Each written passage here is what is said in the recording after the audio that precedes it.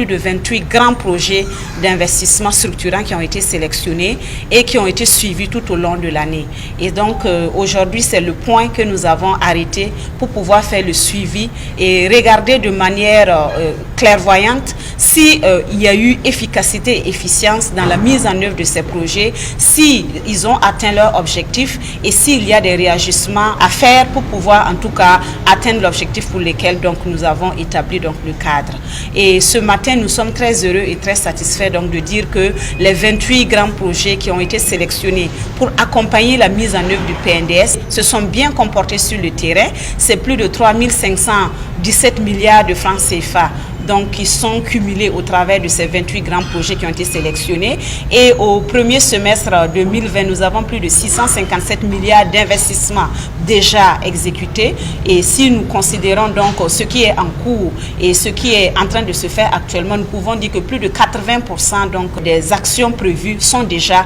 en train donc d'être mises sur le terrain. Et c'est pour nous donc un grand motif de satisfaction. Au-delà de cela, la revue des grands projets du PNDS, c'est aussi une des recommandations de nos partenaires au travers donc de la revue PEFA qui voulait donc au travers donc du suivi de ces projets s'assurer donc de la bonne maîtrise et de la bonne gestion donc de la bonne tenue des finances publiques, parce que vous savez que suivre les projets c'est aussi un élément donc de redevabilité, un élément de gouvernance, et ça nous permet de voir où nous allons, de savoir si nous sommes dans la bonne trajectoire et comment est-ce que ensemble nous pouvons entreprendre des actions de correction pour que les choses puissent se tenir et que nous puissions de manière efficace adresser correctement et améliorer les conditions de vie des populations.